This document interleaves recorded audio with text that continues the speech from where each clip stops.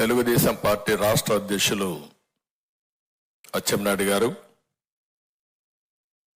గౌరవనీయులు Janasena PAC chairman Nadella Manohar గారు, అదేవిధంగా జనసేన తరపున వచ్చినటువంటి నాయకులు కందుల దుర్గేశం గారు, BJP disciplinary committee chairman pak Satyanarayana గారు, బీజేపీ నాయకులు నాగభూషణం గారు, అదేవిధంగా ఈరోజు తెలుగుదేశం పార్టీ తరఫున పోటీ చేస్తున్నటువంటి పార్లమెంట్ అభ్యర్థులు, పోటీ చేస్తున్నటువంటి శాసనసభ అభ్యర్థులు వారికి సహకరించడానికి ప్రతి ఒక్క నియోజకవర్గంలో ఒక టీమును పెట్టుకోవాలి. ఆ టీం ద్వారా సమర్థవంతంగా ఈ కార్యక్రమాలు నిర్వహించాలని చెప్పి ఉద్దేశంతోనే మనం ఒక టీం ఏర్పాటు చేసుకున్నాం. వారందరూ కూడా వచ్చారు. వారందరికీ మనస్ఫూర్తిగా నా నమస్కారాలు. మీడియాకు కూడా ప్రత్యేకంగా నమస్కారాలు. ఈరోజు ఇప్పుడే పొత్తుల యొక్క ప్రాధాన్యత, మన అందరం కలిసి ఏ విధంగా ఒక జట్టుగా దేశజాలను వదిలిపెట్టి గెలిపే ధ్యేయంగా మనం ముందుకు పోవాల్సిన అవసరం ఉంది. ఇది ఒక రాజకీయ పార్టీ ప్రయోజనం కోసమో లేకపోతే గెలిచే అభ్యర్థుల ప్రయోజనం కోసం కాకుండా రాష్ట్ర ప్రయోజనాల కోసం ఈరోజు మనందరం ముందుకు పోతున్నాం. ప్రజలు గెలవాలంటే ఎన్డీఏ రాష్ట్రంలో గెలవాలి, దేశంలో ఎన్డీఏ గెలవాలి. గాడి తప్పిన పరిపాలన ఘాట్లో పెట్టడానికి మనందరం కూడా సహకరించాల్సిన అవసరం ఉంది. ఈరోజు అభ్యర్థుల ఎంపిక కూడా మీరు చూస్తే ఇంకా ఈరోజైతే నేను ఆలోచించాం, అన్ని రాజకీయ పార్టీలు వారి యొక్క ప్రొసీజర్స్ ఒకసారి మన ఎన్నిక ప్రారంభమైన తర్వాత, పొత్తు కూర్చుకున్న తర్వాత అభ్యర్థుల ఎంపిక వివిధ రాజకీయ పార్టీలు చేసుకోవాల్సిన అవసరం ఉంది. ఈరోజు జనసేన కానీ, బీజేపీ కానీ, తెలుగుదేశం కానీ ఈరోజు మనం మన అభ్యర్థుల్ని ఎంపిక చేశాం. వాళ్ళు కూడా ఎంపిక చేస్తున్నారు. ఎంపిక చేసేట్టు అందరం కూర్చోవాలనుకున్నాం.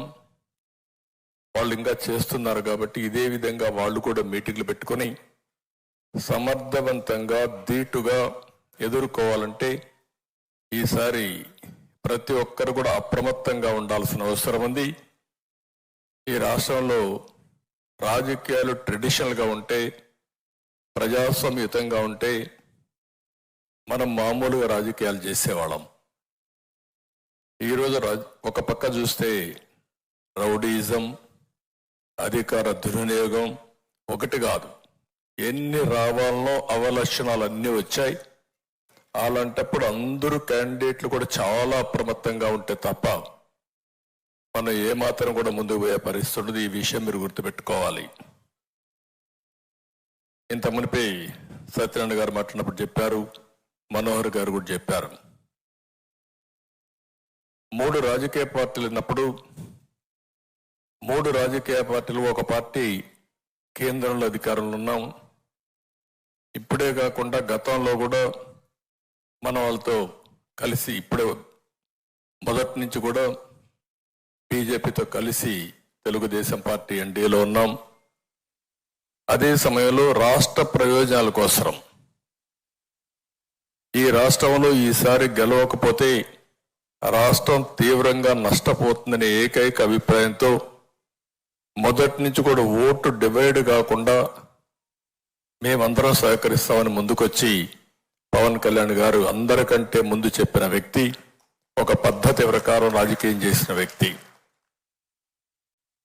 అక్కడి నుంచి ప్రతి ఒక్కరు కూడా ఆలోచించిన తర్వాత లాభ నష్టాలు బేరీ చేసుకోవడం కాకుండా రాజకీయ పార్టీలు ఉన్నప్పుడు ఎన్నికల్లో పోటీ చేయడానికి ప్రతి ఒక్కరు ప్రయత్నం చేస్తాం. నేనైతే ఇప్పటికీ 9 ఎలక్షన్లు 78 నేను పోటీ చేశాను. తర్వాత 83 నుంచి రాష్ట్ర స్థాయిలో రాజకీయాలన్నీ కూడా 84 ఆగస్టు క్రైసిస్ నుంచి నేనే అభ్యర్థుల ఎంపిక కానీ ఎన్నికలు నిర్వహించడం కానీ అక్కడి నుంచి కూడా చేశాం. ప్రతి ఒక్క ఎన్నికల్లో పొత్తులు పెట్టుకున్నాం, అవసరమైనప్పుడు పొత్తులు లేకుండా పోటీ చేశాం. అయితే ఎక్కడికక్కడ అప్పటికుండే పరిస్థితులకు అనుగుణంగా మనం ముందుకు పోయే పరిస్థితికి వచ్చాం. అయితే ఈరోజు కూడా ఈ పొత్తులు పెట్టుకున్న తర్వాత తెలుగుదేశం పార్టీకి ఒక విశ్వసనీయత ఉంది. అదే మరి బీజేపీ కూడా జాతీయ పార్టీగా ఉంది. వారు కూడా అధికారంలో ఉండడమే కాకుండా ఒక విశ్వసనీయత వారు కూడా ముందుకు పోయే పరిస్థితి వస్తుంది. ఇంకో పక్క జనసేన పార్టీ కార్యకర్తలు కూడా పవన్ కళ్యాణ్ గారి యొక్క నాయకత్వం పైన అభిమానంతో కానీ లేకపోతే ఒక కమిట్మెంట్తో పనిచేస్తున్నారు. ఇవన్నీ కూడా పర్ఫెక్ట్ గా జరగాలంటే ఒక్క వ్యక్తి కూడా ఈరోజు అందరికీ టికెట్లు ఇవ్వలేకపోయాం. ఏ విధంగా ఎంపిక చేసాం కూడా మనం మాట్లాడుకుందాం. వివిధ రాజకీయ పార్టీల్లో కొంతమంది ఆస్పిరెంట్స్ ఉన్నారు. రాజకీయాల్లో పనిచేసేది గుర్తింపు కోసం పనిచేస్తాం, సర్వీస్ చేయడానికి మనం కష్టపడతాం. ఓసారి పొత్తుల వల్ల కొంతమందికి సీట్లు ఇవ్వలేకపోయాం. చాలా కష్టపడ్డారు, జైలుకు పోయారు. మన పార్టీలో పోరాడారు, జనసేనలో పోరాడారు, త్యాగాలు చేశారు. బీజేపీలో కూడా ఆస్పిరెంట్స్ ఉన్నారు, వారికి కూడా ఇబ్బందులు. అందరికీ పోటీ చేయాలనే ఆలోచన ఇవన్నీ ఉంటాయి. ఈరోజు ఎన్ని సీట్లు అనేవి కాకుండా రాష్ట్రం గెలవాలి, ప్రజలకు న్యాయం జరగాలని మనం ముందుకు పోయినప్పుడు నాకైతే బాగా గుర్తుంటుంది. ఇక్కడ కొంతమంది ఉన్నారు, కొంతమంది రాలేదు. కానీ విశాఖ సౌత్ బాబ్జీ, అనకాపల్లి గోవింద్, పిఠాపురం వర్మ, నిడదవోలు శేషారావు, ఉంగుటూరు ఆంజనేయులు, తెనాలి ఆలపాటి, తిరుపతి సుగుణమ్మ, ఇలాంటి 31 మందికి మనం సీట్లు ఇవ్వలేకపోయాం తెలుగుదేశం పార్టీ. ఇదే విధంగా మిగిలిన సీట్లు జనసేన సీట్లు ఇవ్వలేకపోయారు. పోయినసారి పోటీ చేసిన సీట్లు కూడా జనసేన అకామిడేట్ చేయలేకపోయారు. 2019లో పోటీ చేశారు, ఈసారి పొత్తుల ధర్మంగా వాళ్ళు ఇవ్వలేకపోయారు. అదేవిధంగా బీజేపీలో పోటీ చేశారు, వాళ్ళు కూడా ఇవ్వలేకపోయారు. అదే సమయంలో మీరు చూస్తే పాతపట్నం రమణ, శ్రీకాకుళం లక్ష్మీదేవి, మైలవరం దేవిని నుమ, పెదకూరపాడు శ్రీధర్, మన పార్టీలో సీట్లు ఇచ్చాం. మన పార్టీలో ఉండే వ్యక్తులు కూడా మనం అకామిడేట్ చేసుకోలేకపోయాం. ఈ విషయం మీరు గుర్తుపెట్టుకోవాల్సిన అవసరం ఉంది. అంటే వాళ్ళు కష్టపడలేదని కాదు, కష్టపడ్డారు. కానీ రాష్ట్రం కోసం, ప్రజల కోసం త్యాగం చేయాలనుకున్నప్పుడు వినబిలిటీ ఒక క్రైటీరియాగా పెట్టుకున్నాం. ఈ విషయం మీరు అందరూ గుర్తుపెట్టుకోవాల్సిన అవసరం ఉంది.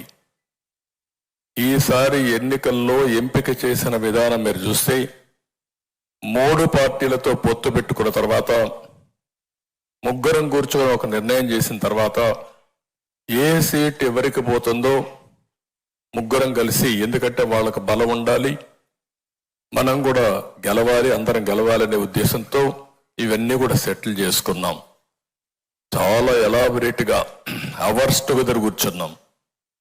స్లీప్లెస్ నైట్స్ కూడా, ఓసారి రాత్రి అంతా కూడా వర్క్ చేసిన రోజులు ఉన్నాయి. పొత్తులైనాయి. పొత్తులైన తర్వాత మన క్యాండిడేట్స్ గురించి మళ్ళీ వాళ్ళు ఎక్సర్సైజ్ చేస్తున్నారు, నేను కూడా ఎక్సర్సైజ్ చేస్తున్నాను. ఇంకా కొంత ఉంటాయి కూడా చేస్తున్నాం.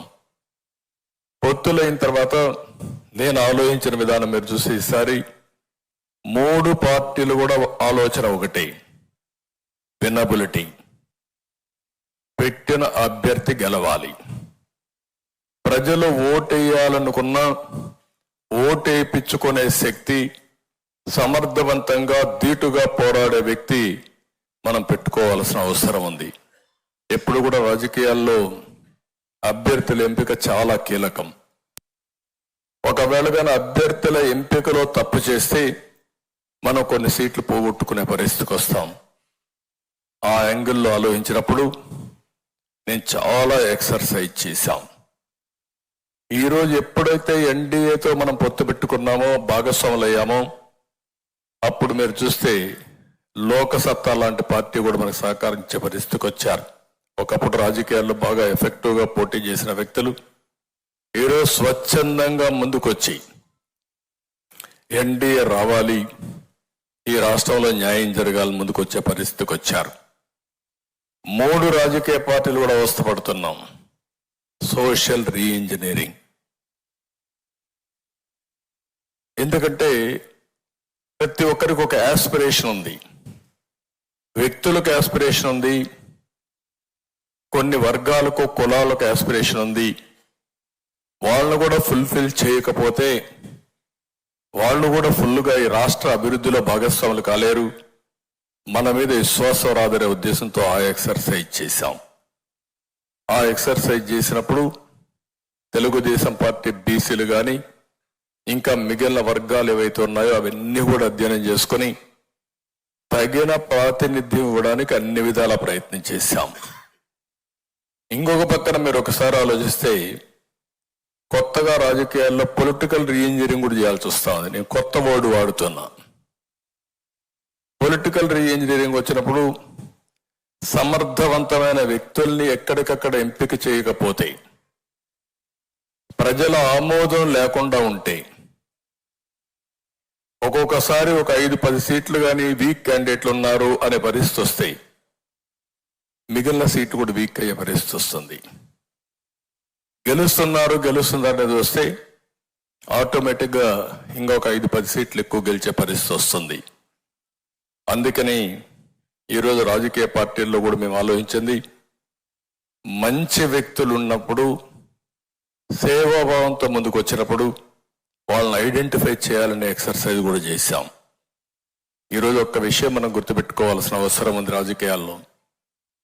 నేను 75 నుంచి చూశాను, 83, 85, 89 మేమైతే అన్ని విధాల ప్రయత్నం చేసి ఈ యొక్క సోషల్ రీఇంజనీరింగ్ కోసం ఎతికి ఎక్కడ సమర్థులు ఉన్నారో వాళ్ళని వెలికి తీసుకొచ్చి సీట్లు ఇచ్చి గెలిపించుకున్న సందర్భాలు. అక్కడి నుంచి ఈరోజు మీరు ఒకసారి చూస్తే విభిన్న వర్గాల్లో ఒక ప్రత్యేకమైనటువంటి ఆలోచన ధోరణి వచ్చింది.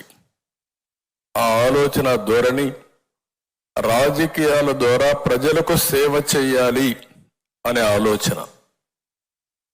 ఓసారి జీవితంలో డబ్బులు సంపాదిస్తారు, వాళ్ళు అనుకున్న ప్రొఫెషన్లో బ్రహ్మాండంగా రాణిస్తారు. కడాన సమాజానికి సేవ చేయాలి, సమాజంలో కూడా గుర్తింపు తెచ్చుకోవాలన్న ఆలోచన ప్రగాఢంగా వస్తూ ఉంది. అది ఒక సినిమా ఫీల్డ్ కావచ్చు, ఒక వ్యాపారం కావచ్చు, ఒక సేవ ఎన్జిఓ కావచ్చు, ఇలాంటి వాళ్ళు కూడా ఆలోచన వస్తూ ఉందంటే అన్నింటికంటే రాజకీయాల ద్వారా సమాజాన్ని ఎంపవర్ చేయొచ్చు, మనకు కూడా గుర్తింపు వస్తుంది. డబ్బుల సంపాదనే కాదు, సమాజానికి ఉపయోగపడాలన్న ఆలోచన రావడం, దీనికి సమర్థవంతమైన నాయకత్వం వచ్చే పరిస్థితి వస్తున్నారు. ఇంకా రాజకీయాలు కానీ మనం ప్రక్షాళన చేయగలిగితే సమర్థవంతమైన వ్యక్తులంతా కూడా రాజకీయాల్లోకి వచ్చి ఇంకా ఈ దేశానికి ఉపయోగపడే పరిస్థితి వస్తుంది. అందుకని ఎప్పుడైనా మనం గుర్తుపెట్టుకోవాలి, సమాజాన్ని మార్చే శక్తి పబ్లిక్ పాలసీస్ ఉంటుంది.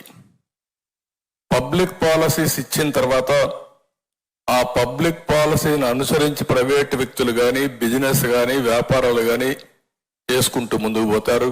వాళ్ళ క్యారియర్ని ఎంపిక చేసుకుంటారు. దీంతో జనరేషన్స్ బాగుపడే పరిస్థితి వస్తుంది. అందుకని మన దేశంలో మీరు చూస్తే ఈరోజు ప్రపంచం మొత్తం గుర్తింపు వచ్చే పరిస్థితి వచ్చింది. గడిచిన 25 సంవత్సరాల్లో తెలుగు వాళ్ళు ప్రపంచం అంతా కూడా రాణించే పరిస్థితికి వచ్చారు, బ్రహ్మాండంగా ముందుకు పోయే పరిస్థితికి వచ్చారు. కానీ ఈ రాష్ట్రంలో చాలా ఇబ్బందులు వచ్చే పరిస్థితికి వచ్చాం. ఎందుకు ఈ యొక్క విషయాలు మీకు చెప్తున్నానంటే, ఈసారి నేను కానీ మిత్రులు కానీ ఎక్కడా రాజీ పడడం లేదు. 3 రాజకీయ పార్టీలు కూడా ఒకే ఆలోచన చేశాం. సమర్థవంతమైన వ్యక్తులను పెట్టి వినబిలిటీ క్రైటీరియా పెట్టుకొని ముందుకు పోతున్నాం. నేనైతే 40 ఏళ్ళు నేను చూశాను రాజకీయాలు ఎంపిక చేసినప్పుడు. మేము ఫస్ట్ టైం 85లోని సర్వేలు చేసి సర్వేల ఆధారంగా ఎవరైతే గెలుస్తారో అవి కూడా చూసుకొని డిబేట్ చేసి ఆ రోజు మన నాయకుడు ఎన్టీ రామారావు గారి దగ్గర కూర్చొని రాత్రి మగుళ్ళు ఎంపిక చేసేవాళ్ళం. ఈరోజు మీరు చూస్తే నేను 4-5 సర్వేలు తెప్పించాను. మళ్ళీ నా వాయిస్తోనే IVRS అడిగాను. ఇవన్నీ కంపేర్ చేసుకున్నాం. ఇవన్నీ కంపేర్ చేసుకున్న తర్వాత మనకంటే మెరుగైన అభ్యర్థులు ఉన్నారా లేదంటే అది వేరే విషయం, కానీ రాజకీయాల్లో మనం కనపడ్డాం కాబట్టి మన మీదనే కంపారిజన్ వస్తుంది. ఇంకా కొంతమంది సమర్థులు వచ్చుంటే వాళ్ళు మనకంటే బెటర్గా పనిచేస్తే వాళ్ళ పేర్లు వచ్చేటేమో, కానీ ఇక్కడ ఉండే వాళ్ళందరినీ మీరు చూసినప్పుడు మన పార్టీలో ఉండే ప్రతి ఒక్కరిని నేను IVRS ద్వారా అడిగాను. నాకు రాకపోతే 1కి 3 సార్లు అడిగాను, 4 సార్లు అడిగాను. రిపీట్గా సమాచారం తెప్పించుకున్నాం. ఈరోజు ఎంపిక చేసిన విధానం మీరు చూస్తే రాగద్వేషాలకు అతీతంగా, రికమెండేషన్లకు అతీతంగా ఏకైక లక్ష్యం వినబిలిటీ. అది అయిన తర్వాత మీరు చూస్తే ప్రజల్లో మీ మీద ఏ అభిప్రాయం ఉంది, మీ ఇమేజ్ ఏ విధంగా ఉంది, మీరు పార్టీకి చేసిన సేవలేంటి, లాయల్టీ ఫ్యాక్టర్ ఎట్టుంటుంది, అదే సమయంలో ప్రజలకు సమాజానికి మీరు ఏ విధంగా ఉపయోగపడ్డారు, ఇవన్నీ ఆలోచించుకుని ఫస్ట్ టైం టెక్నాలజీ కూడా ఉపయోగించుకున్నాం. చాలాసార్లు నేను టెక్నాలజీలో మాట్లాడేవాళ్ళం, కానీ ఈసారి మాత్రం వీలైనంత వరకు మీరు చెప్పిన పర్సెప్షన్స్ నేను విన్నాను. మళ్ళీ ఫీల్డ్లో ఉండే రియాలిటీస్ కంపేర్ చేసుకున్నాను. అబ్జర్వర్స్ను కూడా మనం జోన్కి ఒకరిని పెట్టుకొని 10 మందిని ఫీల్డ్లో పెట్టాం. వాళ్ళు మీతో మాట్లాడారు. అన్ని విషయాలు తీసుకున్న తర్వాత నేను ఈరోజు ప్రాపర్ సెలెక్షన్ చేశామని చెప్పి కూడా నేను మీకు తెలియజేస్తున్నా. ఇదే కాకుండా భవిష్యత్తులో ఉన్న ఆలోచన ఒకటి, ఈరోజు వేసే ఫౌండేషన్, ఈ రాష్ట్ర ప్రగతి కోసం ఈ 3 పార్టీలు వేసే ఫౌండేషన్ రాబోయే 30 సంవత్సరాలు ఒక స్ట్రాంగ్ ఫౌండేషన్ గా ముందుకు పోవాలి. దానికోసం ఈరోజు ఈ యొక్క సెలెక్షన్ చేశాం. నేను ఒకటే మిమ్మల్ని అందరినీ కోరుతున్నా, నేను రాజకీయాలకు వచ్చినప్పటి నుంచి ఇప్పటి వరకు చూశాను, ఎడ్ల బండుల దగ్గర నుంచి ఈరోజు డ్రైవర్లెస్ కారుకు వచ్చాం. రెండో పక్కన చూస్తే కరెంటు లేని స్టేజ్ నుంచి మీ ఊర్లోనే సోలార్, విండ్ పవర్ జనరేట్ చేసుకుని మీరు కరెంటు వాడుకునే పరిస్థితికి వచ్చాం. దీన్ని అధ్యయనం చేసుకోవాల్సిన వ్యక్తులు మనందరం. అధ్యయనం చేసుకోవడమే కాకుండా భావితరాల భవిష్యత్తుకి, ఈ రాష్ట్ర ప్రగతి కోసం మనం ఆలోచించవలసిన వ్యక్తులం. అందుకే నేను చాలాసార్లు చెప్పాను, దేశానికి ఎన్డీఏ ఏ విధంగా ఉపయోగపడతా ఉందో, ఇక్కడికి వచ్చినప్పుడు మనందరం కూడా తెలుగు కమ్యూనిటీ ఆంధ్రప్రదేశ్ని నెంబర్ 1 కమ్యూనిటీగా ప్రపంచంలో చేయడానికి మనం అందరం పనిచేయాల్సిన అవసరం ఉంది.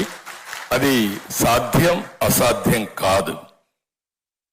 అదే సమయంలో పావర్టీ లేని రాష్ట్రంగా, నో పావర్టీ స్టేట్ గా ఆంధ్రప్రదేశ్ తయారు చేసే అవకాశం మనకుంది. దీనికి కూడా మనం నిరంతరం పనిచేయాల్సిన అవసరం ఉంది. ఈరోజు రాజకీయాలు చూస్తే వైఎస్ఆర్ కాంగ్రెస్ పార్టీ గురించి ఒకసారి మాట్లాడుకోవాల్సిన అవసరం ఉంది కూడా. ఎందుకు నేను అంటున్నాను, రాబోయే రోజుల్లో వైఎస్ఆర్ లాంటి పార్టీని కట్టడి చేయాలంటే కంపల్సరీగా డిజిటల్ కరెన్సీనే పెట్టాలి. 200-500 రూపాయలు కూడా రద్దు చేస్తే తప్ప వీళ్ళని కట్టడి చేయలేము. అంత దుర్మార్గులు వేరు. నా ఆకాంక్షది, ప్రధానమంత్రి గారు కూడా ఆ డైరెక్షన్ లో ఉన్నారన్న ఆలోచన. తప్పకుండా తొందరలోనే 5 ఏళ్లలో టోటల్ డిజిటల్ కరెన్సీ వచ్చి 200-500 రూపాయలు రద్దు చేసి ఎలక్షన్లో డబ్బులు కాకుండా సేవాభావంతో పనిచేసే సమర్థవంతమైన నాయకత్వం వస్తుంది. అది జరుగుతుంది. జరిగే వరకు పోరాడతాం, ముందుకెళ్తాం. ఎవరికైనా డబ్బులుంటే సర్వీస్తో ప్రజల్ని గెలవాలి తప్ప ఎన్నికలో డబ్బులతో కాదు. ఈ విషయాన్ని కూడా మనం గుర్తుపెట్టుకోవాల్సిన అవసరం ఉంది. ఎంత ఈ 5 ఏళ్ళు నేను చూశాను. 40 ఏళ్ళలో చాలా మంది ముఖ్యమంత్రులు చూశాను. నా జీవితంలో ఇలాంటి వ్యక్తి ఒకడు ఉంటాడు, ఇలాంటి ఒక వ్యక్తి వచ్చి రాజకీయాలు చేస్తాడని నేను కల్లో కూడా ఊహించలేదు. నేనే కాదు, రాష్ట్రంలో ఎవడూ ఊహించలేదు. నా లెక్క ప్రకారం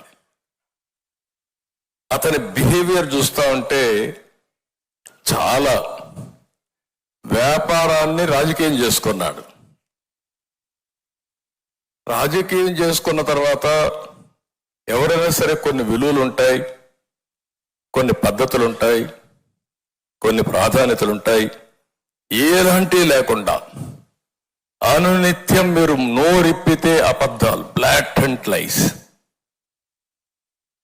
ఒక ముఖ్యమంత్రిగా ఉండే వ్యక్తి ఇన్ని అబద్ధాలు చెప్పి మళ్ళా సర్వైవ్ అవుతాడు నా జీవితంలో ఎప్పుడు నేను ఊహించలేదు. చెప్పిన అబద్ధం చెప్పకుండా చెప్పేయడం. ఎవరైనా నువ్వు తప్పు చేశావు అంటే వాళ్ళపైన పడిపోవడం. ఇంకా పోలీసులు వచ్చేస్తారు, తప్పుడు కేసులు పెడతారు. వీళ్ళు ప్రభుత్వం తరపున బ్రహ్మాండమైన అడ్వకేట్లు పెడతారు. మన సొంత డబ్బులు పెట్టుకోవాలి. దీంతో రాష్ట్రం మొత్తం మీరు చూస్తే భయంకరమైన వాతావరణం ఫేస్ చేశాం. ఈరోజు కొంతమందికి నేను సీట్లు ఇవ్వలేకపోయి ఉండొచ్చు. వాళ్ళు చేసిన త్యాగం నా జీవితంలో ఎప్పుడూ మర్చిపోలేను. నా కళ్ళ ముందర కనపడుస్తున్నాయి. జైలుకు పోయారు, చాలా సఫర్ అయ్యారు, మానసికంగా క్షోభ అనుభవించారు, శారీరకంగా సఫర్ అయ్యారు. ఇవన్నీ ఎందుకు చేశారంటే నమ్మిన సిద్ధాంతం కోసం చేశారు. ఈరోజు మీరు కొన్ని ఎగ్జాంపుల్స్ మీకు చెప్తే ఎంత దారుణంగా ఉంటాయో ఒకసారి చూస్తే ప్రతి ఒక్కటి ఫేక్ ప్రచారం. రేపటి నుంచి ఎన్ని ప్రచారాలు చేస్తారు నాకైతే తెలియదు. లేటెస్ట్ గా చూస్తే బీజేపీ పార్టీ ప్రెసిడెంట్ కూడా రాజీనామా చేసేసిందని ఒక వార్త పెట్టేశారు. అంత మునుపు తెలుగుదేశం పార్టీ ఎన్డీఏలో ఉండడం, ఇది తాత్కాలికమైన పొత్తు, పోలవరం అమరావతి అన్నీ అయితే తప్ప మేమేం చేయడం లేదని చెప్పి ఇంకొక లెటర్ పెట్టేశారు నా పేరుతోనే. పురంధేశ్వరి గారు సరే మా ఫ్యామిలీ కావచ్చు, కానీ 30 ఏళ్లుగా ఆవిడ వేరే పార్టీలో ఉంది, కాంగ్రెస్ లో ఉంది, కేంద్రంలో మంత్రిగా పనిచేసింది, ఇప్పుడు బీజేపీలో ఉంది, రాష్ట్ర పార్టీ అధ్యక్షులుగా పనిచేస్తుంది. ఎన్ని తప్పుడు వార్తలు రాయాలో అన్ని తప్పుడు వార్తలు రాసే పరిస్థితికి వచ్చారు. రాజకీయాల్లో ఉన్నప్పుడు చాలా కుటుంబాల్లో వివిధ రాజకీయ పార్టీల్లో కుటుంబ సభ్యులు ఉంటారు. వాళ్ళు నమ్మిన పార్టీ వాళ్ళు పనిచేసుకుంటారు. అలాంటిది ఎన్ని తప్పుడు వార్తలు పెట్టాలనో అన్ని తప్పుడు వార్తలు పెట్టారు. జనసేన పార్టీ ఉంది, పవన్ కళ్యాణ్ గారు, మేము వాళ్ళ కోసం మేము పనిచేయాల్సి వచ్చే పరిస్థితి వస్తుంది. మా కోసరం కాదు, ప్రజల కోసరం కాదు. ఒక 2 నిమిషాలు అయితే ఒక వార్త పెట్టేసి కాపుల్ ఆయన ఓట్ బ్యాంక్ స్ట్రాంగ్ గా ఉంటే వాళ్ళందరిలో అపోహలు వచ్చి పెట్టడం, మేము సీట్లన్నీ కూడా ఇద్దరు అడ్జస్ట్ చేసుకుంటే ఈ పొత్తులో సీట్లు ఒకరికి అన్యాయం జరిగిపోయింది, ఒకరికి న్యాయం జరిగిపోయిందని మాట్లాడడం. అంటే మీకు ఒక్కటి కాదు, ఎన్ని విధాల ప్రయత్నం చేయాలనో అన్ని విధాల ప్రయత్నం చేసే పరిస్థితికి వచ్చారు. లేటెస్ట్ మీరు ఒకసారి చూస్తే ఎంత దుర్మార్గం అంటే విశాఖపట్నంలో డ్రగ్స్ పట్టుకున్నారు. విశాఖపట్నంలో డ్రగ్స్ పట్టుకుంటే క్లియర్ కట్ గా డ్రగ్స్ పట్టుకున్న తర్వాత మామూలుగా కూడా కాదు, 25,000 కేజీలు డ్రగ్స్ వచ్చాయి. అది కూడా డ్రై ఈస్ట్ పేరుతో బ్రెజిల్ నుంచి కన్సైన్మెంట్ వచ్చింది. ఇక్కడైతే గవర్నమెంట్ సిబిఐ వాళ్ళు రాసిన రిపోర్ట్ అది. During the process of examination various officers of AP government and port employees gathered at site, causing delay in the CBI proceedings. The representatives of importer informed that there is prediction of rainfall and all his goods might get damaged in rainfall. Hence request to keep the goods inside the container for the day for its safety custody. అటు container తీసుకొచ్చిన వ్యక్తి ఇటు అధికారులు పోయి delay చేయడానికి ప్రయత్నం చేశారు. Delay చేసిన తర్వాత మనం అడిగాం, ఇది ఫస్ట్ టైం కాదు. ఆఫ్ఘనిస్తాన్ నుంచి ఇదే మారుగా 21,000 కోట్ల రూపాయలు విలువ చేసే డ్రగ్స్ వచ్చాయి. అదే మారుగా ఈరోజు రాష్ట్రం మొత్తం గంజాయి ఉంది. డే 1 మనం ఫైట్ చేస్తున్నాం. మనం పోరాడుతూ ఉంటే తెలుగుదేశం పార్టీ ఆఫీసు మీద దాడి చేశారు. నేను 2 రోజులు 48 అవర్స్ ఫాస్టింగ్ చేశాను. మన మీద దాడి చేస్తే మనం ఇచ్చిన కేసు తీసుకోలేదు. మన ఆఫీసుకు వచ్చి డీజీపీ ఆఫీస్ ఎంత దూరం గట్టిగా అరిస్తే డీజీపీకి వినపడొస్తుంది. అక్కడి నుంచి ఆఫీసును దాడి చేసి వీళ్ళు హ్యాపీగా వెళ్ళిపోయే పరిస్థితి వచ్చారు. తర్వాత మన సీసీటీవీ కెమెరాల్లో ఉండే ఇన్ఫర్మేషన్ మనం వాళ్ళకి ఇచ్చి యాక్షన్ తీసుకోమని కేసిస్తే తిరిగి మన మీద కేసులు పెట్టి మన వాళ్ళు వేధించారు తప్ప వాళ్ళపైన యాక్షన్ తీసుకోలేదు. దానిపై నేను ఢిల్లీకి వెళ్ళి హోమ్ మినిస్టర్ గారికి వాళ్ళ నేషనల్ లెవెల్లో ప్రెస్ కాన్ఫరెన్స్ పెట్టాం. హోమ్ మినిస్టర్ పంపించాం, అందరికి పంపించాం, అయినా యాక్షన్ తీసుకోలేదు. ఇన్ని రోజులుగా మీరు ఒక్కసారి ఆలోచిస్తే 5 సంవత్సరాల్లో ఒక్కసారి ముఖ్యమంత్రి గంజాయి పైన కానీ డ్రగ్స్ పైన కానీ సమీక్ష చేసిన దాఖలాలు లేవు. ఆ రోజు చాలా స్పష్టంగా చెప్పాం, ముద్రా పోర్ట్ నుంచి వచ్చింది, విజయవాడ కన్సైన్మెంట్ వచ్చింది, మీ ఎమ్మెల్యే కాకినాడ ఎమ్మెల్యే ఇన్వాల్వ్మెంట్ ఉంది, వీళ్ళందరూ కలిసి చేస్తున్నారు అని ఆ రోజు చెప్పిన తర్వాత ఇంతవరకు ఆ కేసు ఏం చేశారో దాఖలాలు ఉన్నాయని అడుగుతున్నాం. ఇది జవాబుదారీతనం ఉండాల్సిన అవసరం ఉందా లేదని అడుగుతున్నా ఈ ముఖ్యమంత్రిని. సమాధానం చెప్పమంటున్నాం. నిన్న ఏదైతే విశాఖపట్నంలో జరిగితే మీరు ఆ ఫోటో చూస్తే వాళ్ళ పార్టీ వ్యక్తి ఫోటో ఏంటి,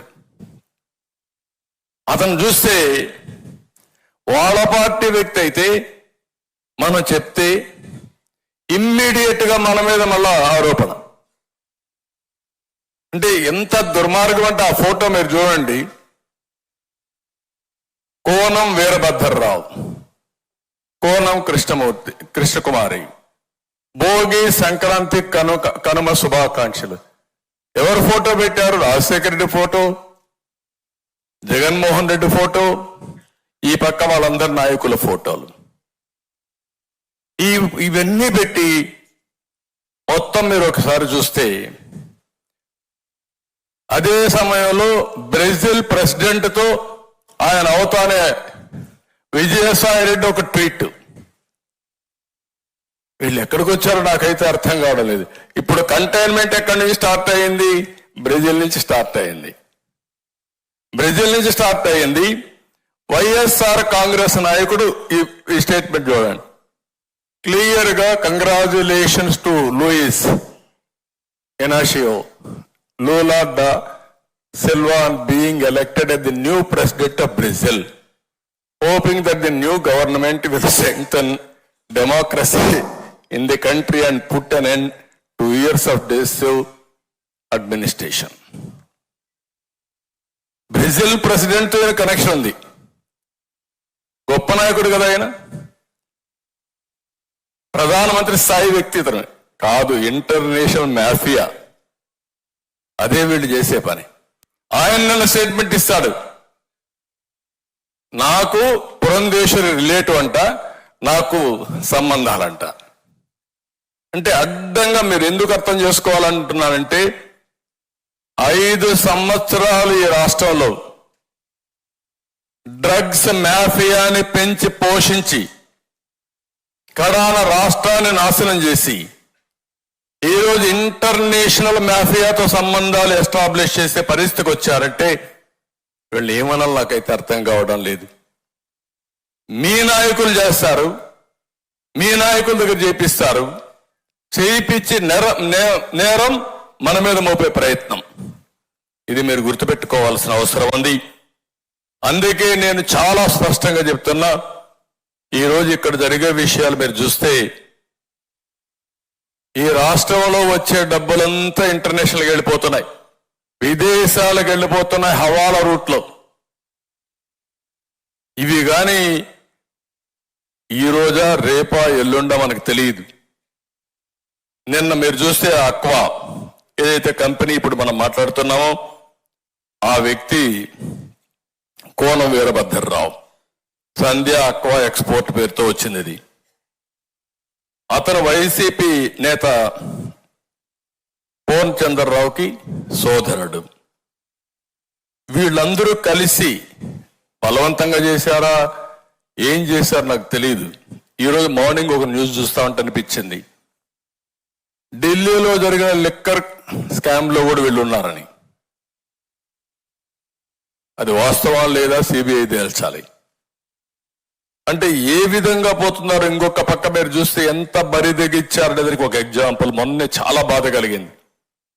ఏపీపీఎస్సి 2019లో టెండర్లు పిలిచి నేను నోటిఫికేషన్ ఇచ్చాం. దాంట్లో డిప్యూటీ కలెక్టర్స్ అండ్ ఆల్సో డిఎస్పీల పోస్టుల కోసం అవన్నీ కూడా ప్రాసెస్ చేస్తే మామూలుగా ఇవన్నీ కూడా కంప్యూటర్తో కరెక్ట్ చేయకూడదు, మాన్యువల్గా చేయాలి. ఫస్ట్ టైం కంప్యూటర్గా చేశారు. అది కరెక్ట్ కాదని కోర్టు స్టే చేసి ఆ కోర్టు మళ్ళా డైరెక్షన్ ఇస్తే మాన్యువల్గా చేశారు. ఆ మాన్యువల్గా చేసిన తర్వాత ఫస్ట్ చేసిన మాన్యువల్లో వీళ్ళ మనుషులు రాలేదు. రాకపోతే వీళ్ళకి కావాల్సిన వాళ్ళు రావడానికి మళ్ళా సెకండ్ టైం చేయించారు. ఫస్ట్ టైం చేయించిన దానికి ఎవిడెన్సెస్ చాలా క్లియర్ గా ఉన్నాయి. కర్నూలు నుంచి సెక్యూరిటీ తీసుకొచ్చారు, ఇక్కడుంటే కరెక్ట్ చేసేటప్పుడు భోజనాలు డబ్బులు ఇచ్చారు, ఎప్పటికప్పుడు సమీక్షలు చేశారు.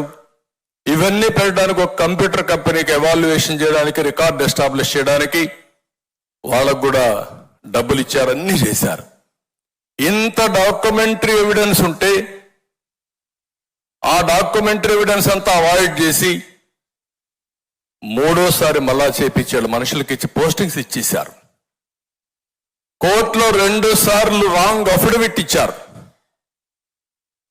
అంటే మీరు ఒకటి గుర్తుపెట్టుకోవాలి, అల్టిమేట్ గా ఏ వ్యక్తి అయినా సరే ఫైనల్ జడ్జిమెంట్ వచ్చేది కోర్టు ద్వారా వస్తుంది.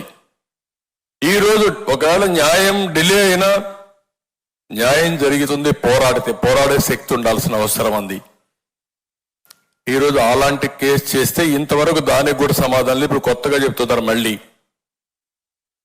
ఇవన్నీ కూడా ఏ విధంగా డెస్ట్రాయ్ చేయాలనో రికార్డ్స్ అన్ని డెస్ట్రాయ్ చేయడానికి మళ్ళా ప్రయత్నం చేస్తున్నారని ఏపీపీఎస్సి కూడా పాత రికార్డ్స్ అన్ని ఇవన్నీ కూడా మనం చూసినప్పుడు చాలా వరకు నేను చూస్తే మాధవి కడప నుంచి వస్తా ఉంది. ఆవిడ సి విజిల్ ఎలక్షన్ కమిషన్ పెట్టారు, గన్నవరం వచ్చింది, చూసిన తర్వాత వదిలేసేది కనపడింది ఆవిడకి. ఆవిడ సి విజిల్ కోసం యాప్ ఓపెన్ చేసింది, వచ్చేసారు పేటిఎం బ్యాచ్. ఆ నుంచి గొడవ. అంటే వీళ్ళు ఎంత అరాచకం చేస్తున్నారో అది గుర్తుపెట్టుకుంటే మాధవి గట్టిగా నిలబడుకొని మీరు ఏం చేస్తారో చేయండి, అన్యాయం జరిగితే పోరాడతా నిలబడి పోరాడిన ఆడబిడ్డ మాధవి, ఆ ధైర్యం మనలో రావాలి. అంటే మీరు గుర్తుపెట్టుకోవాల్సింది ఎంత దుర్మార్గంగా ఉండాలో మనం గుర్తుపెట్టుకోవాల్సిన అవసరం ఉంది.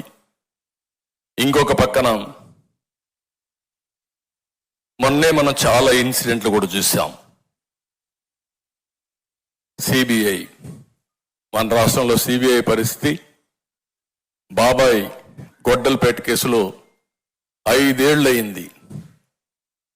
5 ఏళ్ళు అయితే ఇంకా జరుగుతానే ఉంది. ఎన్ని ట్విస్టులు వచ్చాయో చూసాం. కడాన సిబిఐ ఆఫీసర్ ఎవరైతే ఇన్వెస్టిగేషన్ చేస్తున్నాడో ఆయన మీదనే కేసు పెడితే ఆయన హైకోర్టుకు వచ్చి యాంటిసిపేటరీ బెయిల్ తీసుకున్నాడు. Can you imagine?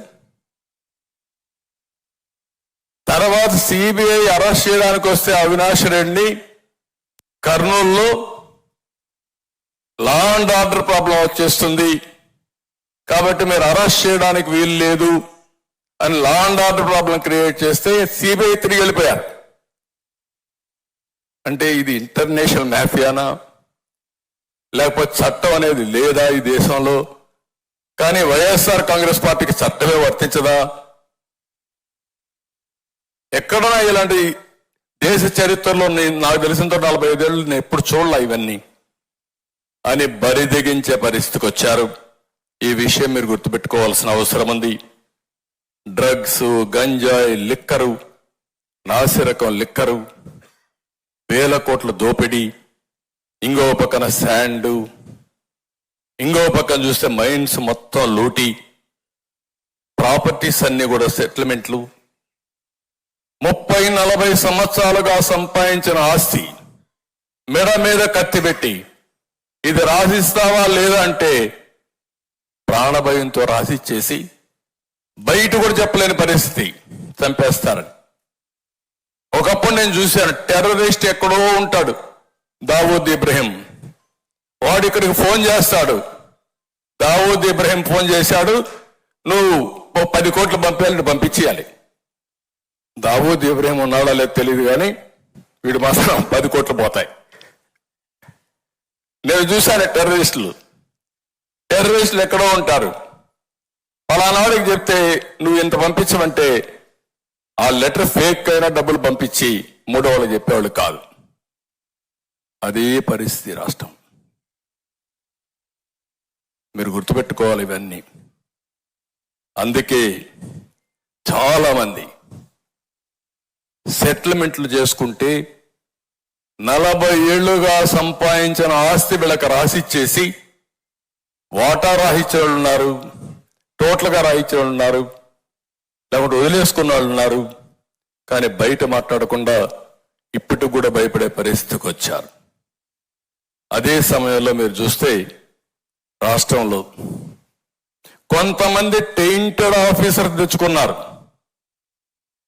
All India లెవెల్లో ఐఏఆర్ఎస్ ఆఫీసర్లు రాష్ట్రం అంతా వీళ్ళే. రైల్వే వాడు ఒకడు, ఐఆర్ఎస్ ఒకడు, లేకపోతే ఫారిన్ సర్వీస్ ఒకడు, ఇలాంటి వాళ్ళు తీసుకొచ్చి అన్ని క్రూషియల్ పోస్టింగ్స్ వాళ్ళకి, including TTD board chairman, TTD board EO, mining, లేకపోతే లిక్కర్, లేకపోతే టీటీడీ, లేకపోతే వీళ్ళు ఎక్కడన్నా మనల్ని అరెస్ట్ చేయాలంటే వాళ్ళే పెట్టి అరెస్ట్ చేయించడం.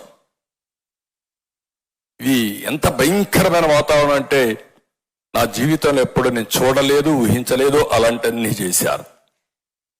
దీంతో మీరు ఇంకొక పక్కన చూస్తే బ్యూరోక్రసీ మొత్తం భయపెట్టేశారు. ఐఏఎస్, ఐపీఎస్ మొత్తం సరెండర్ అయిపోయే పరిస్థితికి వచ్చారు. ఏమీ చెప్పితే అది చేయాలి, చేయకపోతే నెక్స్ట్ మూమెంట్ ఏమవుతారు వీళ్ళకి తెలియదు. కొంతమందికి ట్రాన్స్ఫర్లు వస్తున్నాయి, కొంతమంది వేరే కేసులు పెట్టి అరెస్ట్ చేస్తున్నారు. దాంతో భయపడిపోయి సరెండర్ అయిపోయే పరిస్థితికి వచ్చారు. మనసు చంపుకొని కొంతమంది పనిచేస్తే కొంతమంది లాలోచిపడి పనిచేసే పరిస్థితికి వచ్చారు. కడాన సిస్టమ్ మొత్తం ఎగ్జిక్యూటివ్ నాశనం అయిపోయింది. 5 ఏళ్లలో అసెంబ్లీ పెట్టుకోలేకపోయాం, అసెంబ్లీలో మనం కూర్చోలేకపోయాం, 1 గంట మనం మాట్లాడలేకపోయాం. మీరు పార్లమెంట్ చూశారు, విభేదిస్తున్నారు, డిబేట్ జరుగుతున్నాయి, వాళ్ళ అభిప్రాయాలు చెప్తున్నారు. గవర్నమెంట్ లో ఉండే ఎన్డీఏ ఎవరేం మాట్లాడినా ఇన్న తర్వాత సమాధానం చెప్పారు. ఈ అసెంబ్లీలో పోతే బూతులు భరించలేక నేను ఒకటే చెప్పాను. క్షేత్రస్థాయిలో గెలిచి మళ్ళీ అసెంబ్లీని ఇది గౌరవ సభ కాకుండా గౌరవ సభ చేసిన తర్వాతనే అసెంబ్లీకి ఎంటర్ అవుతానని చెప్పి బయట వచ్చాను. 5 ఏళ్ల నుంచి నేను చూస్తున్నా మా అచ్చెన్నాయుడు అందరూ వెళ్ళారు, మన ఎమ్మెల్యేలు వెళ్తున్నారు, వీరోచితంగా పోరాడారు, కానీ మైకులు ఇవ్వలేదు. అందుకే నేను ఒకటే చెప్పాను, 21 మంది నేను పొత్తుల్లో కూడా నేను మాట్లాడి ఒకటి చెప్పాను, నాకు మొదటి ప్రాధాన్యత నా 21 మంది ఎమ్మెల్యేలు గట్టిగా పోరాడారు, ఆ 21 మందికి మాత్రం రాజీ లేదు, ఈ సీట్లు నేను డిస్కస్ చేయని చెప్పి ఆ 21 మంది ఇచ్చి మీ రుణం తీర్చుకోవాలన్న ఉద్దేశంతో నేను ఆ నిర్ణయం చేశాను. అలాంటివి వచ్చాయి. కడాన జ్యుడిషియరీని మీరు చూశారు. నిన్న కూడా జ్యుడిషియరీ ఇసుక విషయంలో మాట్లాడినప్పుడు ఏంటి రాష్ట్రంలో ఏం జరుగుతా ఉంది, ఎక్కడికి పోతున్నారు, ఎంత కమ్ముతున్నారంటే నిన్న కూడా నేను చూశాను. కడాన కోర్టు ఆదేశాల ప్రకారం యథేచ్ఛగా వీళ్ళు ఇసుకంతా కూడా దొంగ వ్యాపారం చేస్తామంటే ఇప్పుడు రికార్డులు పంపేయమంటున్నారు. కడాన రికార్డులు కూడా తెప్పించారు. కోర్టు అనుకుంటే కూడా న్యాయమూర్తులు కోప్పడినా కనీసం రికార్డులు ఇవ్వలేని పరిస్థితి వస్తే, కడాన యాక్షన్ తీసుకునే పరిస్థితి లేకపోతే, ఎంతమంది ఆఫీసర్ని కోర్టుకు పిలిపించి పని చేస్తారా లేకపోతే కంటెంప్ట్ కింద మీరు జైలుకు పోతారంటే అప్పుడు కొన్ని పనులు చేశారు. ఎంతమంది చేయగలుగుతారు ఈ పని? ఎంత ఓపికగా ఫైట్ చేయగలుగుతాం? ఎంత డబ్బులు ఖర్చు అవుతుంది? ఈరోజు వాళ్ళ గవర్నమెంట్ డబ్బులు ఉన్నాయి, ట్యాక్స్ పేయర్స్ మనీ ఉంది, 100,000 కోట్ల రూపాయలు లాయర్స్ ఖర్చు పెట్టారు. కష్టార్జితం మనం ఖర్చు పెడితే రకరకాలుగా ఇబ్బందులు పెట్టి ఓసారి లోపలికి వేస్తున్నారు, బెదిరిస్తున్నారు, చాలా జరిగే పరిస్థితి వచ్చింది. ఈ రోజు ఈ రాష్ట్రంలో జరిగేది మీరు ఒకటే గుర్తుపెట్టుకోవాలి, అధికారం ఉంది, నేర చరిత్ర ఉంది, డబ్బులుంది, ఈ 3తో ఏమైనా చేయొచ్చు అనే ధీమాతో ముందుకు పోయే పరిస్థితికి వచ్చారు. ఇప్పుడు కొత్తగా ఎవ్రీడే మనం చూస్తున్నాం వాలంటీర్లు. నాకైతే అర్థం కావడంలా. ఎలక్షన్ అనౌన్స్ అయిన తర్వాత అందరికీ ధైర్యం వచ్చింది, ఒక్కొక్కరే వస్తున్నారు. నేను మిమ్మల్ని కోరేది ఒకటే, ఈ పోరాటం మీకోసరం నా కోసమే కాదు, రాష్ట్ర భవిష్యత్తు కోసం చేసే పోరాటం. కాబట్టి ఈరోజు లోకసత్తా ఎట్లయితే వచ్చారో ఈ రాష్ట్రంలో ఉండే అన్ని అసోసియేషన్స్ ముందుకు రావాలి, అందరు వ్యక్తులు ముందుకు రావాలి, అని కుల సంఘాలుంటే కుల సంఘాలు రావాలి. ప్రతి ఒక్కరు బాధ్యతగా తీసుకుని ఈ రాష్ట్రాన్ని కాపాడుకోకపోతే మళ్ళా ఈ రాష్ట్రానికి భవిష్యత్తు ఉండదు. చెప్పేటన్ని అబద్ధాలు. ఒక విషయంలో మనం గుర్తుపెట్టుకోవాల్సిన అవసరం ఉంది. తెలుగుదేశం పార్టీ లిస్ట్ మీరు చూశారు ఈసారి. నేను వీలైనంత వరకు అన్ని కులాలని అన్ని ప్రాంతాల్లో బ్యాలెన్స్ చేయడానికి నేను ప్రయత్నం చేశాను. అదే మరి 3 పార్టీలు కూడా ఆలోచిస్తున్నాం. వైఎస్ఆర్ కాంగ్రెస్ పార్టీ లిస్ట్ చూడండి, ఏం చేశారు మీరు? ఎక్కడ సోషల్ జస్టిస్ చేశారు? మాటలు మాత్రం విపరీతంగా మాట్లాడేస్తున్నారు. ఒక్క 10 మందికి సీట్లు ఇచ్చినంత మాత్రాన న్యాయం జరగదు, గుర్తుపెట్టుకోవాలి. ఓవరాల్ గా సమాజం కోసం పనిచేసి ఈ సమాజంలో ఉండే ప్రతి ఒక్క వ్యక్తిని ఎంపవర్ చేయగలిగినప్పుడే న్యాయం జరుగుతుంది. మనం సిస్టమేటిక్ గా చేస్తే మన మీద బురజల్లే కార్యక్రమం. నేను అందుకే చూస్తే అనిపించింది, నాకు నవ్వు వచ్చింది ఇవన్నీ చూస్తామంటే. మీకు చెప్పాలి కాబట్టి చెప్తున్నా, తెలుగుదేశం పార్టీ ఏ కులానికి వ్యతిరేకం కాదు, బీ క్లియర్. ఏ మతానికి కూడా వ్యతిరేకం కాదు. కానీ తెలుగు గడ్డ మీద పుట్టిన ప్రతి ఒక్కరి భవిష్యత్తు కోసం భరోసా ఇచ్చే party Telugu Desam party, NDA partners అయినటువంటి జనసేన, బీజేపీ. అదే మా ధ్యేయం. మీరు చేసే తప్పుడు పనులన్నీ చేసి తిరిగి మా మీద నెపవేసే పరిస్థితికి వస్తున్నారు. ఇప్పుడు ఒకసారి చూస్తే రాయలసీమలో నెల్లూరు వరకు, నేను ఇక్కడ ఎవరిని గురించి చెప్పడం లేదు కానీ వాళ్ళు చేసే ద్వంద్వ పరిణామాలు మీకు ఎక్స్ప్లెయిన్ చేయాలి కాబట్టి చేస్తున్నా.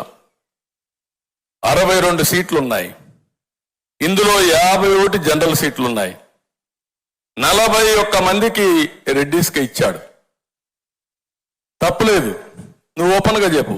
నేను ఇచ్చా, ఎన్ని ఇచ్చా నువ్వు చూసావు.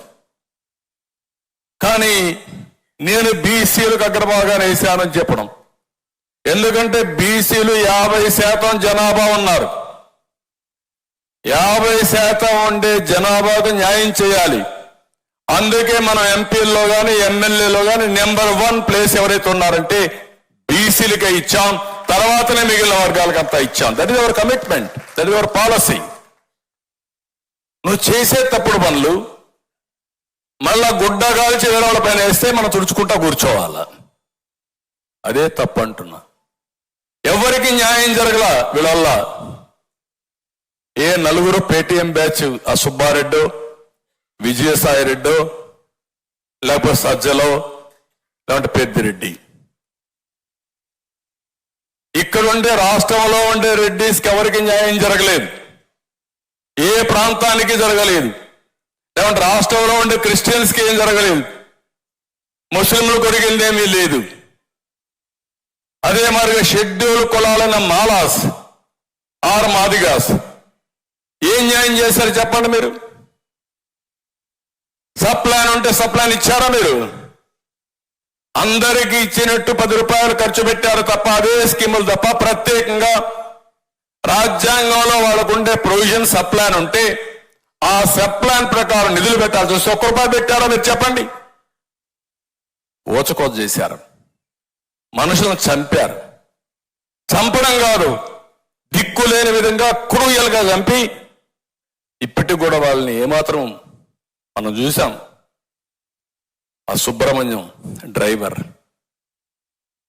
ఆ ఎమ్మెల్సీ డోర్ డెలివరీ పంపిస్తాడు డెడ్ బాడీ. అబ్దుల్ సలాం, 4 కుటుంబ సభ్యులు విధి లేని పరిస్థితుల్లో బ్రతకలేక బలవంతపు ఆత్మహత్యలు చేసుకున్నారు. ఇప్పుడు మాట్లాడుతున్నాడు మనం బీజేపీతో పోతుంటే మైనారిటీస్ వ్యతిరేకం చేస్తున్నాం, 4% రిజర్వేషన్లు తీసేస్తాం, లేకుంటే ఇంకోటి చేస్తున్నాం అని మాట్లాడే పరిస్థితికి వచ్చారంటే రెచ్చగొట్టి రాజకీయం చేసి రాజకీయ లబ్ధి పొందాలనే మనస్తత్వం తప్ప సమాజ హితం కోసం పనిచేయని పార్టీ. నేను అందుకనే మిమ్మల్ని అందరినీ ఒకటే కోరుతున్నా, ఈరోజు ఒక్క స్కాండల్ కాదు, ఒక్క స్కామ్ కాదు, మీరు ఏది చూసినా ఏ స్కీమ్ చూసినా ఆ స్కీమ్ ఒక స్కామ్ ఉంటుంది, దానికోసం డిజైన్ చేశారు. అందుకే మీ అందరిపైన ఒక గురుతరమైన బాధ్యత ఉంది. మిగిలిన విషయాలు కూడా మనం మహాడుకోలు ప్రెస్ను పంపించేస్తాం. నేను ఒకటే మిమ్మల్ని కోరుతున్నా, రాష్ట్ర ప్రజలందరికీ విజ్ఞప్తి చేస్తున్నా, ఎన్డీఏ జాతీయ స్థాయిలో 100% గవర్నమెంట్ ఫామ్ చేస్తా ఉంది. వాళ్ళు ఒక లక్ష్యం పెట్టుకున్నారు, 400+ ఎన్డీఏ లక్ష్యం. రాష్ట్రంలో ఎన్డీఏ 160+ రావాలి. ఎంపీల్లో 24+, 25 గెలిపించుకోగలిగితే చరిత్ర, నాకేం అనుమానం లేదు. కడప కూడా మనమే గెలవబోతున్నాం, దాంట్లో నాకు అనుమానం లేదు. ఏ ముఖం పెట్టుకొని మీరు ఓటు అడుగుతారు? బాబాయిని చంపాం, మిమ్మల్ని కూడా లేపేస్తాం ఓటేమని అడుగుతారా? నేను అడుగుతున్న సమాధానం చెప్పండి. అర్హత ఉందా నేను అడుగుతున్నా. అందుకే నేను జనసేన అధినేత పవన్ కళ్యాణ్ గారి కోరా, విస్తృతంగా తిరగాలని. ఆయన ప్రోగ్రాం వేసుకుంటున్నాడు. నేను కూడా ఈ రోజు నుంచి 160 సీట్లు గెలవడానికి 160 మీటింగ్లు పెట్టుకుంటున్నా, 160 నియోజకవర్గాలు పర్యటిస్తున్నా. నా బాధ్యత నేను చేస్తాను, ప్రజల్లోకి వెళ్తాను. నేను చెప్పవలసిన విషయాలన్నీ చెప్పి ప్రజల్ని సమాయత్తం చేస్తాం. అదే సమయంలో మిమ్మల్ని కూడా కోరుతున్నాం, ఈ రోజు నుంచి మీ అందరికీ ఒక టైం టేబుల్ పెట్టుకున్నాం. మేమేం చేస్తున్నాం, మీరేం చేస్తున్నారు మీ అందరికి ఇచ్చిన తర్వాత మళ్ళా 1 నెల తర్వాత 25 రోజుల తర్వాత మళ్ళా ఇక్కడే సమావేశం అవుతున్నాం. ఈసారి వచ్చినప్పుడు మీరు, మేము, జనసేన అభ్యర్థులు, బీజేపీ అభ్యర్థులు అందరం కూర్చుంటున్నాం. మళ్ళా సమీక్ష చేసుకుని ఎన్నికల బరిలో పోతున్నాం. మీరు ఈ నెల మాత్రం ఏమారితే ఇమ్మీడియట్ గా మళ్ళా మీకు ఫోన్లు వస్తాయి. ఫోన్లు రావడమే కాదు, నేను చేసే ప్రతి ఒక్క ప్రయత్నం మీరు గుర్తుపెట్టుకోండి, మేము చేసే ప్రయత్నాలు మీరు గుర్తుపెట్టుకోండి. ఈ ప్రయత్నాలన్నీ రాష్ట్ర శ్రేయస్సు కోసం, భవిష్యత్తు కోసం చేసే ప్రయత్నాలు. ఇక్కడ మాత్రం రాజీ ఉండదు. ఎన్డీఏ గెలవాలి, ప్రజలు గెలవాలి, రాష్ట్రం నిలబడాలి. దీనికోసం మనం ముందుకు పోవాల్సిన అవసరం ఉంది. ఇది అందరూ గుర్తుపెట్టుకొని, ఇంకొక పక్క కూడా కొంతమందికి సీట్లు రాని అభ్యర్థులు ఉన్నారు, అన్ని పార్టీల్లో ఉన్నారు. అందరినీ దృష్టిలో పెట్టుకుంటాం. అటు కేంద్రం ఉంది, ఇటు రాష్ట్రం ఉంది. పని చేయాలి, సమాజ సేవ చేయాలనే వ్యక్తులకి అవకాశాలు కల్పించే బాధ్యత ఈ 3 పార్టీలు కూడా తీసుకుంటామని మరొక్కసారి ఈ సభాపర్వంగా ప్రతి ఒక్కరికి విజ్ఞప్తి చేస్తున్నా. ఈ 3 రాజకీయ పార్టీల్లో ఉండే నాయకులు, కార్యకర్తలే కాదు, ప్రజలు మీరు ఆలోచించండి, అసోసియేషన్స్ మీరు ఆలోచించండి. చాలా అసోసియేషన్స్ ఉన్నాయి. ఒక కాలనీ ఉంది, ఆ కాలనీలో ఉండే హౌస్ అన్ని ఒక అసోసియేషన్ పెట్టుకున్నారు. స్కూల్స్ ఉన్నాయి, కాలేజీలు ఉన్నాయి.